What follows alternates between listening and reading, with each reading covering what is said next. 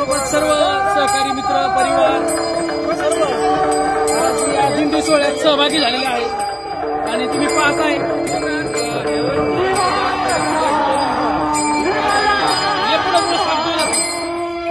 दिंडी सोहळ्यात सगळे सहभागी म्हणणारे आज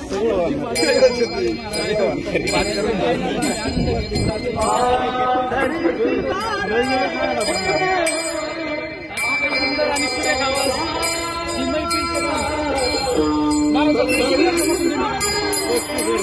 महाराष्ट्र 35 वर्षापासून दिंडी करतात आणि नर्मदा परिक्रमा 4 वेळा संत ज्ञानेश्वर संत तुकाराम महाराज यांचा घेऊन चाललेली सगळं आज दिंडीला पायी आनंद सोहळ्याचा आनंद घेत आहे. किती आनंद असेल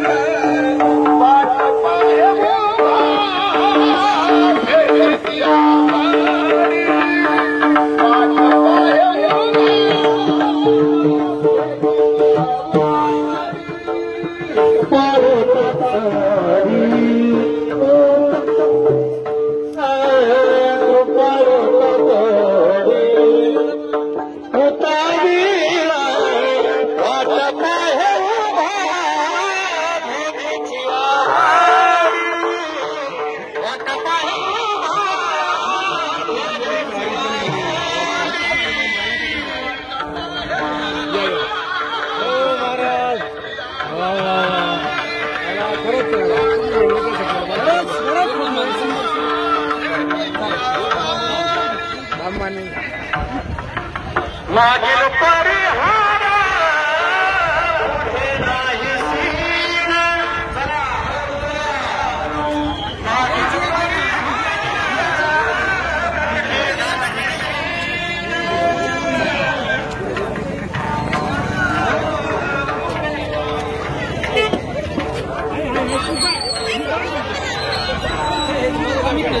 सीन बोलतो.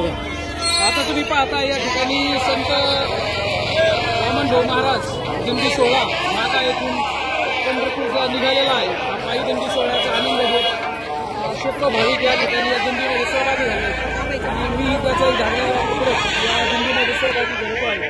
आपण म्हणतो पाऊले चलती पंढरीची वाट सुखी संसाराची सोडमेर काटे या उक्तीप्रमाणे आज हा सर्व भक्तिमय वातावरणामध्ये या ठिकाणी हा पायी दिंडी सोहळा संपन्न होत आहे.